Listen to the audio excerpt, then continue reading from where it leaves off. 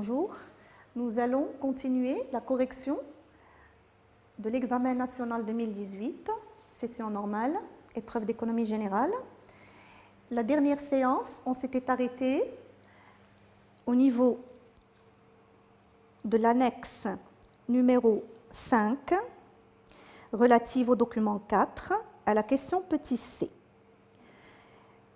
Petit c, on vous demande de relever du document une action de politique budgétaire par les recettes et une action par les dépenses.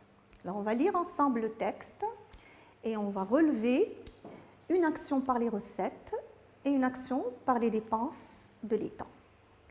Le projet de loi de finances 2018, qualifié de volontariste, vise à dynamiser l'économie, les investissements et le marché de travail. Ainsi, un nouveau barème progressif de l'impôt sur les sociétés ferait son entrée en 2018. Voilà une action par les recettes.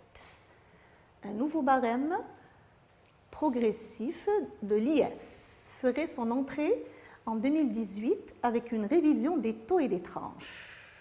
L'action, c'est la révision des taux et des tranches. Voilà une première action par les recettes.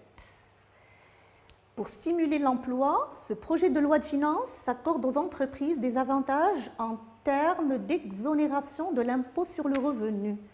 Exonération de l'impôt sur le revenu aux entreprises si le recrutement se fait dans un délai de 2 ans à compter de la date de début de son exploitation. Voilà. Exonération de l'impôt sur le revenu si le recrutement s'effectue dans un délai de 2 ans à compter de la date du début de son exploitation. Ça aussi, c'est une action par les recettes. Exonération de l'impôt, ça veut dire ne pas payer l'impôt. Cela s'ajoute à l'exonération de la TVA à l'intérieur et à l'importation sur certains intrants et au profit de certains secteurs. Donc là, vous avez déjà là 3 actions par les recettes. Une révision des taux et des tranches relatives à l'IS, une exonération de l'IR pour certaines entreprises si le recrutement s'effectue dans un délai de 2 ans à compter de la date de début de son exploitation et une exonération de la TVA à l'intérieur et à l'importation sur certains intrants et au profit de certains secteurs. Vous en choisissez une, parce qu'on vous a demandé de relever une action par les recettes. Par ailleurs, la dépense d'investissement du budget général prévu atteindrait 68,2 milliards de dirhams. Voilà, là en noir, vous avez une action par les dépenses. La dépense d'investissement du budget général prévu atteindrait 68,2 milliards de dirhams, soit une augmentation, une hausse de 7,4%. Donc voilà une action par les dépenses à relever du document. OK. Ensuite, question suivante. On vous demande de montrer l'effet de l'augmentation des dépenses d'investissement de l'État sur la croissance. On vous demande de montrer l'effet de l'évolution des dépenses d'investissement prévues par le projet de loi de finances 2018 sur la croissance. Alors, il est prévu une augmentation de 7,4%, une hausse de 7,4% de quoi? Des dépenses d'investissement. Les dépenses d'investissement doivent augmenter de 7,4% en 2018. Quel est l'effet sur la croissance? Alors, on sait que l'investissement de l'État est un catalyseur de la croissance. Pourquoi? D'abord, l'effet multiplicateur. L'investissement de l'État, c'est une demande adressée aux entreprises privées qui stimulent leur activité. Alors, celle-ci crée de nouveaux emplois, distribue de nouveaux revenus. Du coup, la demande sur le marché des biens de consommation augmente, encourageant de nouveaux investissements et ainsi de suite. C'est l'effet multiplicateur. En plus, lorsque l'État met en place l'infrastructure, ça encourage l'investissement privé, étranger et le tourisme, déclenchant ainsi une activité économique supplémentaire sur le territoire national. Et c'est pour des raisons comme ça qu'on dit que l'investissement de l'État est un catalyseur de la croissance. Donc, catalyseur de la croissance, l'investissement public, pourquoi? effet multiplicateur, l'effet de multiplication qu'il a sur l'investissement privé, parce que l'investissement de l'État, c'est une demande, nous avons dit, adressée aux entreprises privées, qui stimulent leur activité. Ces entreprises privées créent de nouveaux emplois, distribuent de nouveaux revenus. Ça se traduit par une augmentation de la demande sur le marché des biens de consommation, qui encourage de nouveaux investissements et ainsi de suite. Ça se multiplie et ça se multiplie. En plus, lorsque l'État met en place une bonne infrastructure, il attire les multinationales. Voilà, ça booste la croissance et il attire les touristes et ça permet de dynamiser certaines activités comme l'hôtellerie, la restauration, l'artisanat, le transport, etc. Et voilà, l'investissement de l'État favorise la croissance. Bien.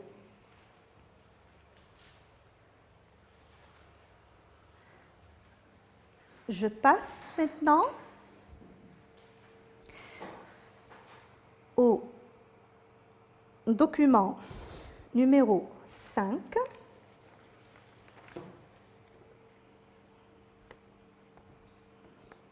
Au document numéro 5. À la première question, on vous demande de lire la donnée en gras soulignée du tableau. Et la donnée en gras soulignée du tableau, c'est celle-là. Il s'agit de quoi? Il s'agit de M1. Et M1, c'est quoi? C'est la circulation fiduciaire plus la monnaie scripturale.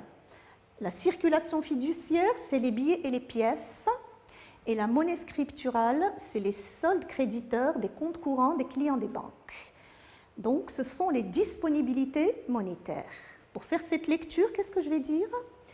Les disponibilités monétaires, soit la circulation fiduciaire et la monnaie scripturale, s'élèvent à 751,8 milliards de dirhams en 2016 au Maroc. Les disponibilités monétaires, soit la circulation fiduciaire et la monnaie scripturale, s'élèvent à 751,8 milliards de dirhams en 2016 au Maroc. Voilà, je fais la lecture de la donnée soulignée. Ensuite, on passe à la question petit b et on vous demande de calculer l'agrégat M2. Pour calculer l'agrégat M2, on aura besoin de la masse monétaire et des autres actifs monétaires. Nous avons la monnaie fiduciaire plus monnaie scripturale, c'est l'agrégat M1. J'ajoute les placements à vue, c'est l'agrégat M2, et j'ajoute les autres actifs monétaires et je trouve l'agrégat M3. Donc pour calculer M2, mon inconnu, je vais avoir besoin de M3 et des autres actifs monétaires. Voilà.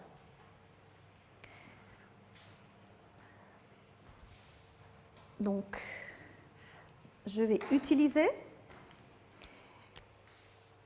M3, 1202,4 et autres actifs monétaires, 304,3 pour calculer mon agrégat M2.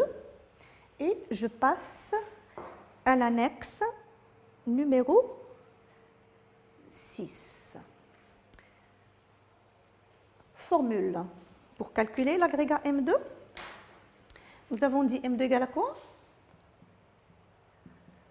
C'est M3 moins les autres actifs monétaires. J'applique. M3, c'est 1202,2. 1202,4, pardon, moins 304,3. Tout calcul fait, trouver un résultat égal 898,1. Voilà. Alors, maintenant, question suivante, on vous demande de montrer si la théorie quantitative de la monnaie est vérifiée dans le cas du Maroc pour l'année 2016. On reprend le document numéro 5.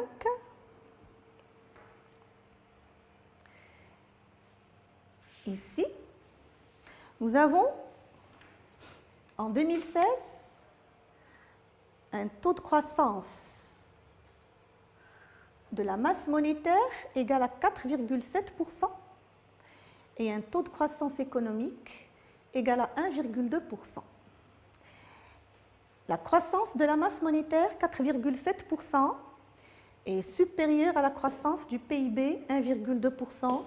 Nous avons eu droit à une inflation de 1,6%. Donc la théorie quantitative de la monnaie est vérifiée. Elle est vérifiée pourquoi? Parce qu'en 2016, nous avons réalisé une croissance de la masse monétaire, 4,7%, supérieure à la croissance du PIB, 1,2%. Ça s'est traduit par une inflation de 1,6%. La théorie quantitative de la monnaie est vérifiée en 2016 pour le cas du Maroc.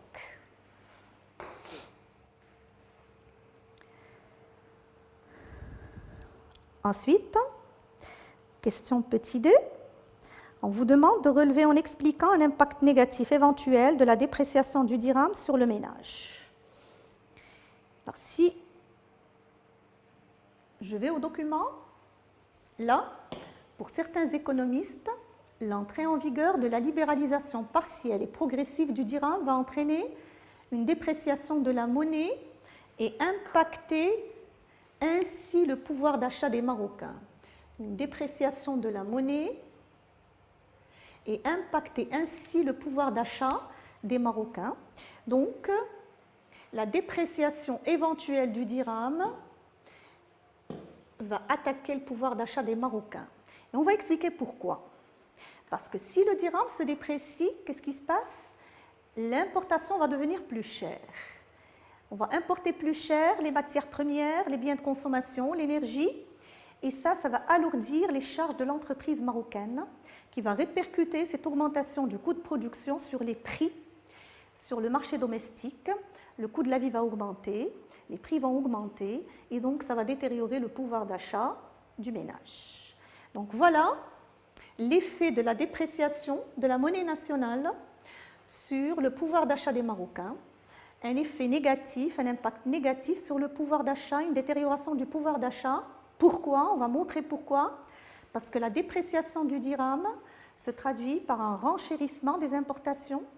On va importer plus cher les biens de consommation, les matières premières, l'énergie, etc.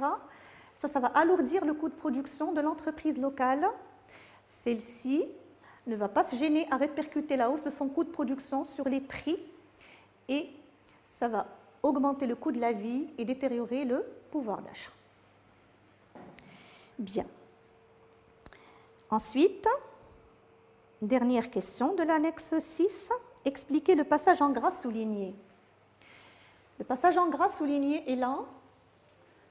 La libéralisation du dirham a eu une opportunité pour les exportations marocaines en cas de dépréciation. Si le dirham se déprécie, le produit marocain va gagner en compétitivité prix sur le marché mondial parce qu'il va devenir plus cher, parce qu'il va devenir moins cher en devises. Il va gagner en compétitivité prix, donc il va devenir moins cher en devises. Donc c'est une opportunité pour les exportations marocaines qui vont devenir moins chères en devises, qui vont se vendre mieux sur le marché mondial.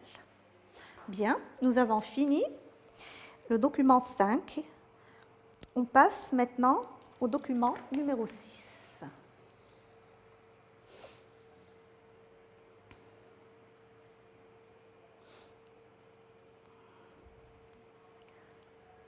OK. Alors, dans le document, on vous demande, à la question petit a, de compléter le tableau de l'annexe numéro 7. Voilà. On va compléter l'annexe à partir du document numéro 6. Je vous lis le document et on va compléter au fur et à mesure.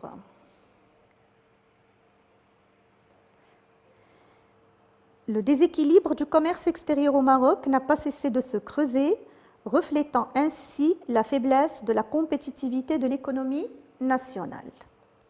En 2017, le déficit commercial a atteint 190,2 milliards de dirhams, marquant donc une augmentation de 5,2% par rapport à 2016. Selon les prévisions du HCP, ce déficit représente presque 18,8% du PIB en 2017 au lieu de 11% au début des années 2000. En fait, ce déficit structurel est le résultat d'une forte demande sur le marché intérieur, satisfaite à plus de 40% par des importations.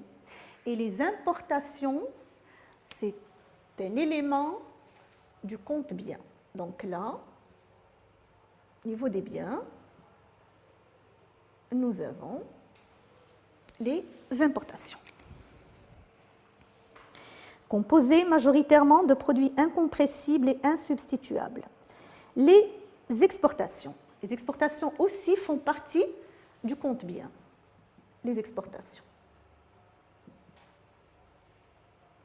Voilà. Je continue.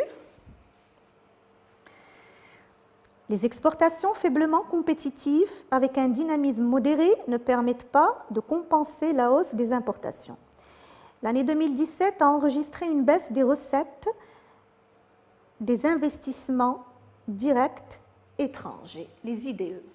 Et les IDE, on les enregistre dans le compte financier.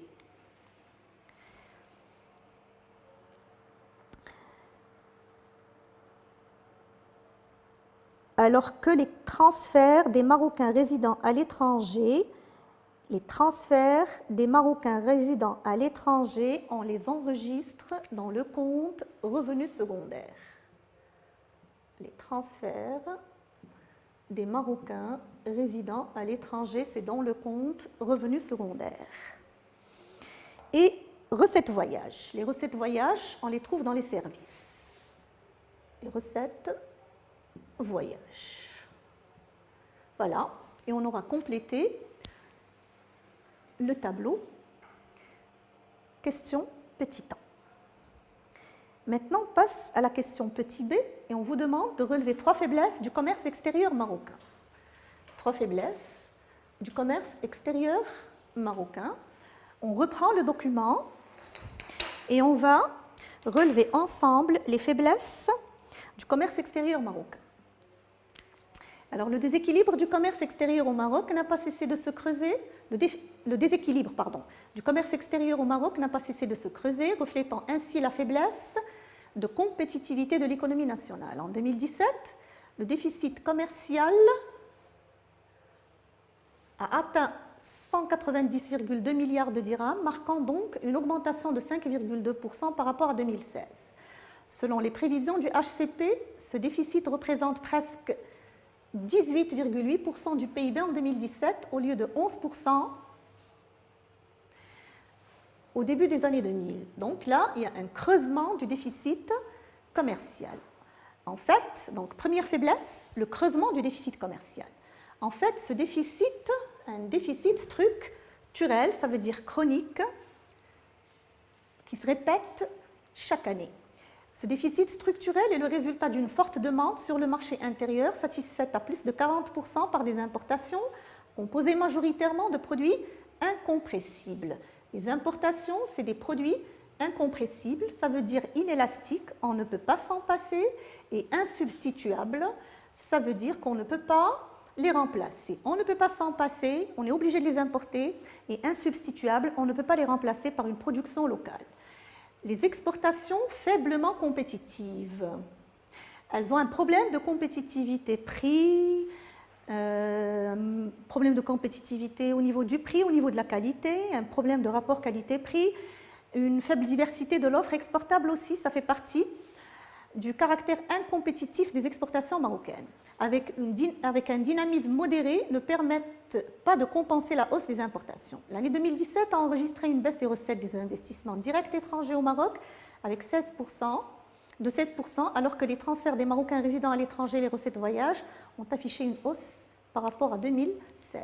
Donc là, nous avons certaines faiblesses du commerce extérieur marocain, un déficit commercial structurel, un déficit commercial qui a tendance à se creuser, des importations incompressibles, on ne peut pas s'en passer, on est obligé de les importer, et insubstituables, on ne peut pas les remplacer par une production locale, des exportations faiblement compétitives. La question petit, on reprend l'annexe, question suivante. On reprend l'annexe, question suivante. Là, on vous demande de nommer la donnée en gras soulignée du document. Alors, 40%, la donnée soulignée du document, c'est 40%. Et on vous dit, ce déficit structurel est le résultat d'une forte demande sur le marché intérieur, satisfaite à plus de 40% par des importations. Une demande intérieure satisfaite à hauteur de 40% par des importations, ça, c'est le taux de pénétration. Ça, c'est le taux de pénétration. C'est le taux de pénétration. Finalement, 40%, c'est le taux de pénétration. Voilà, sur ce, je vous remercie pour votre attention et on se retrouve la séance prochaine pour continuer la correction de l'examen national 2018, épreuve d'économie générale. Merci.